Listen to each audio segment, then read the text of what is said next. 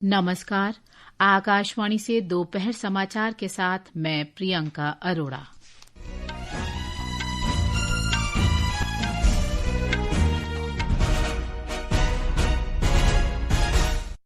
मुख्य समाचार।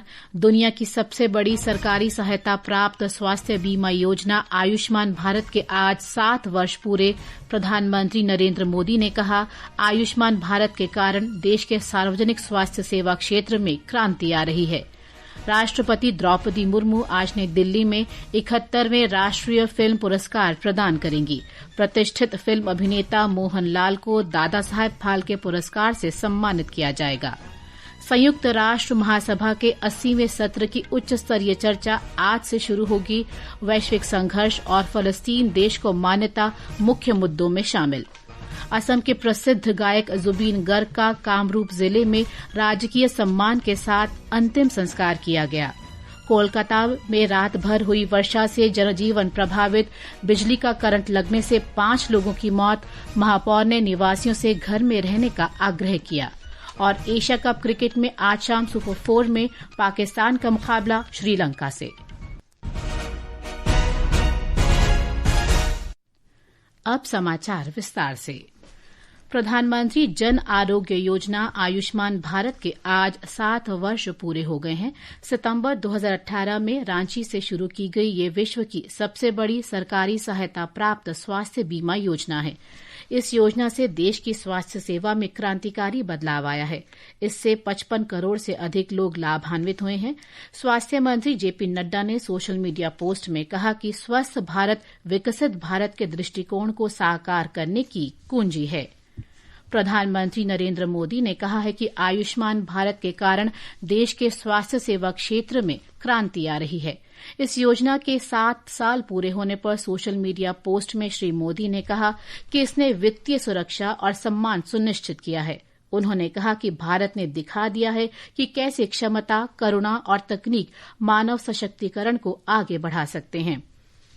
स्वास्थ्य मंत्री जगत प्रकाश नड्डा के एक अंग्रेजी दैनिक में लिखे लेख आयुष्मान भारत एक वायदे से सार्वभौमिक स्वास्थ्य कवरेज के लिए एक जन आंदोलन तक को साझा करते हुए श्री मोदी ने कहा कि ये लेख इस बात पर प्रकाश डालता है कि ये परिवर्तन प्रत्येक नागरिक के स्वास्थ्य की रक्षा के लिए सरकार के संकल्प का प्रमाण है और देश कितना आगे पहुंच गया है। गृह मंत्री अमित शाह ने स्टार्टअप्स को नए भारत की रीढ़ बताया है। आज गांधीनगर के महात्मा मंदिर में 2 दिवसीय स्टार्टअप सम्मेलन का उद्घाटन करते हुए उन्होंने कहा कि पिछले 1 दशक में भारत के स्टार्टअप तंत्र में अभूतपूर्व वृद्धि हुई है, जिससे ये दुनिया का तीसरे सबसे बड़ा स्टार्टअप तंत्र बन गया है। भारत की युवा शक्ति पर जोर देते हुए श्री शाह ने विश्वास व्यक्त किया कि देश 3 वर्षों में वैश्विक नवाचार सूचकांक शीर्ष 10 में प्रवेश कर जाएगा। आज का स्टार्टअप कॉन्क्लेव इनोवेट, एलिवेट और एक्सेलरेट, ये 3 मंत्रों की थीम पर गुजरात में होने जा रहा है। मुझे विश्वास है देश और प्रदेश दोनों के भविष्य को आगे बढ़ाने में हमें फायदा होगा। और मोदी जी ने जो मंत्र दिया है माइंड टू मार्केट, उसको मार्केट तक पहुंचाने का ये बहुत बड़ा मंच बनेगा, उसका मुझे पूरा विश्वास है। रेल मंत्रालय ने पंजाब के फिरोजपुर छावनी से दिल्ली के लिए एक नई वंदे भारत एक्सप्रेस रेलगाड़ी चलाने का प्रस्ताव रखा है। नई दिल्ली में संवाददाता सम्मेलन को संबोधित करते हुए रेल मंत्री अश्वनी वैष्णव ने कहा कि वर्तमान में पंजाब में 5 वंदे भारत रेलगाड़ियां चल रही हैं, जो राज्य के 7 जिलों में जाती हैं। उन्होंने बताया कि पिछले 11 वर्षों में पंजाब के रेल बजट में 24 गुना वृद्धि की गई है। 2014 से पहले मात्र 225 करोड़ रुपए का रेलवे का बजट मिलता था। मोदी जी ने आके उसको कई गुने करके आज करीब 5400 करोड़ रुपए का मोदी जी बजट देते हैं पंजाब को। मैं प्रधानमंत्री श्री नरेंद्र मोदी जी का बहुत बहुत धन्यवाद दूंगा कि उन्होंने पंजाब के लिए 24 गुना बजट बढ़ाया। श्री वैष्णव ने बताया कि सरकार ने 443 करोड़ रुपए की लागत वाली राजपुरा मोहाली नई रेल लाइन को मंजूरी दे दी है। भारत की अप्रत्यक्ष कर प्रणाली को सरल बनाने की दिशा में कल से लागू किए गए अगली पीढ़ी के जीएसटी सुधार एक बड़ा कदम है। विभिन्न प्रकार की वस्तुओं और सेवाओं पर कर की दर कम करके ये सुधार लोगों को काफी राहत प्रदान करेंगे।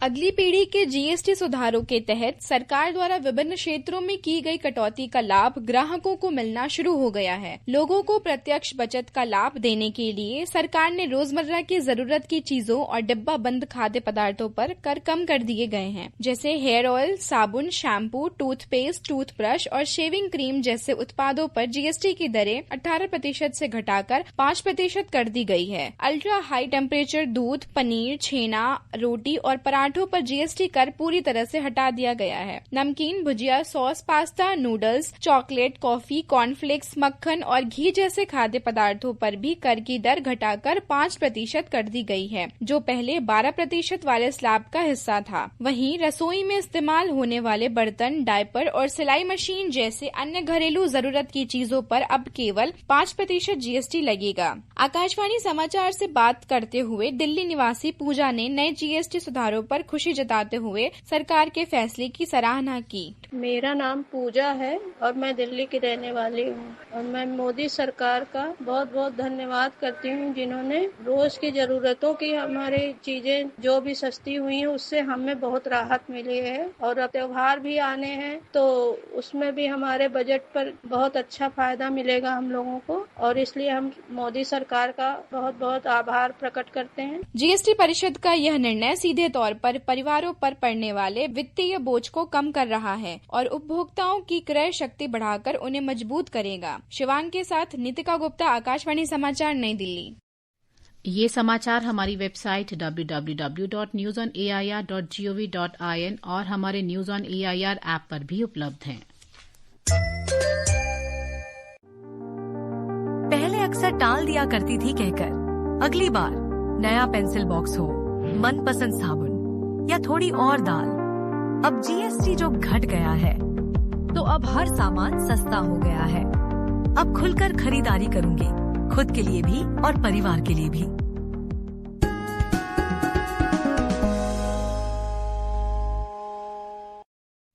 दोपहर समाचार में आपका फिर स्वागत है। राष्ट्रपति द्रौपदी मुर्मू आज नई दिल्ली में 71वें राष्ट्रीय फिल्म पुरस्कार प्रदान करेंगी। इस अवसर पर अभिनेता, निर्देशक और निर्माता मोहनलाल को बहुप्रतिष्ठित दादा साहब फाल्के पुरस्कार से सम्मानित किया जाएगा। एक रिपोर्ट। वर्ष 2023 के लिए 71वें राष्ट्रीय फिल्म पुरस्कार कहानी कहने और अभिनय में उत्कृष्टता का जश्न मनाने के लिए विभिन्न श्रेणियों में प्रदान किए जाएंगे। सर्वश्रेष्ठ फीचर फिल्म का पुरस्कार हिंदी फिल्म 12th फेल को दिया जाएगा, जबकि सर्वश्रेष्ठ हिंदी फीचर फिल्म का पुरस्कार कटहल अ जैकफ्रूट मिस्ट्री को प्रदान किया जाएगा। सर्वश्रेष्ठ अभिनेता की श्रेणी में शाहरुख खान को उनकी फिल्म जवान के लिए और विक्रांत मैसी को 12th फेल के लिए पुरस्कार प्रदान किए जाएंगे। वहीं सर्वश्रेष्ठ अभिनेत्री का पुरस्कार रानी मुखर्जी को film Mrs Chatterjee versus Norway में उनके प्रदर्शन के लिए दिया जाएगा। सुदीप्तो सेन की द केरला स्टोरी को सर्वश्रेष्ठ निर्देशन का पुरस्कार दिया जाएगा, जबकि हिंदी फिल्म रॉकी और रानी की प्रेम कहानी को संपूर्ण मनोरंजन प्रदान करने वाली सर्वश्रेष्ठ लोकप्रिय फिल्म का पुरस्कार दिया जाएगा। शिल्पा राव को हिंदी फिल्म जवान और PVNS रोहित को तेलुगु फिल्म बेबी के गीतों के लिए सर्वश्रेष्ठ गायक का पुरस्कार प्रदान किया जाएगा। शिवांग, आकाशवाणी समाचार, दिल्ली। प्रधानमंत्री नरेंद्र मोदी ने कहा है कि वर्ल्ड फूड इंडिया 2025 ने वैश्विक खाद्य का केंद्र बनने में भारत को रणनीतिक मंच प्रदान किया है। सोशल मीडिया पोस्ट में श्री मोदी ने खाद्य प्रसंस्करण उद्योग मंत्री चिराग पासवान के लिखे एक लेख को साझा किया। इस लेख में नवाचार, नीति सुधार और बढ़ते निवेश से संचालित कृषि खाद्य क्षेत्र में भारत किस तरह एक वैश्विक नेता के रूप में अपना स्थान बना रहा है, इस पर बल दिया गया है। अखिल भारतीय आयुर्वेद संस्थान गोवा ने 10वां राष्ट्रीय आयुर्वेद दिवस मनाया। गोवा के राज्यपाल श्री पुष्पपति अशोक गजपति राजू ने धारगल परिसर में समारोह की अध्यक्षता की। इस अवसर पर गणमान्य व्यक्तियों ने कैंसर उपचार के लिए एक एकीकृत ऑन्कोलॉजी इकाई का उद्घाटन किया। प्रधानमंत्री नरेंद्र मोदी के नेतृत्व में सेवा और सुशासन के मंत्र से प्रेरित होकर सरकार परिवर्तन और प्रगति लाने के लिए अथक प्रयास कर रही है। आज इस विशेष श्रृंखला सेवा पर्व में हम बता रहे हैं कि कैसे मोदी सरकार रोजगार सृजन और उद्यमिता को बढ़ावा दे रही है और युवाओं को भविष्य के रोजगार सृजक बनने के लिए सशक्त बना रही है। एक रिपोर्ट। रोजगार सृजन और रोजगार के अवसरों का विस्तार पिछले 11 वर्षों में नरेंद्र मोदी सरकार की सर्वोच्च प्राथमिकता रही है। भर्ती, उद्योग विकास और निर्यात पर केंद्रित प्रयासों ने विभिन्न क्षेत्रों में औपचारिक रोजगार सृजन में मदद की है। प्रधानमंत्री नरेंद्र मोदी द्वारा अक्टूबर 2022 में शुरू किया गया रोजगार मेला देश भर में रोजगार सृजन को बढ़ावा देने की दिशा में एक महत्वपूर्ण कदम है। इसका उद्देश्य युवाओं को सार्थक रोजगार के अवसर प्रदान करके उन्हें सशक्त बनाना और राष्ट्रीय विकास में उनकी भूमिका को बढ़ाना है। अब तक 16 राष्ट्रीय स्तर के रोजगार मेले आयोजित किए जा चुके हैं, जिनके माध्यम से 10 लाख से अधिक नियुक्ति पत्र वितरित किए जा चुके हैं। इस वर्ष अपने स्वतंत्रता दिवस संबोधन में प्रधानमंत्री नरेंद्र मोदी ने प्रधानमंत्री विकासशील भारत रोजगार योजना शुरू करने की घोषणा की, जिसके तहत लगभग 3.5 करोड़ युवाओं के लिए रोजगार के नए अवसर पैदा किए जाएंगे। प्रधानमंत्री विकसित भारत रोजगार योजना आज ही 15 अगस्त को लागू हो रही है। ये आपके लिए बहुत खुशखबरी है। इस योजना के तहत निजी क्षेत्र में पहली नौकरी पाने वाले नौजवान को बेटे बेटी को 15,000 रुपया सरकार की तरफ से दिए जाएंगे। कंपनियों को भी नए रोजगार देने के अवसर जो भी ज्यादा जुटाएगा उनको भी प्रोत्साहन राशि दी जाएगी।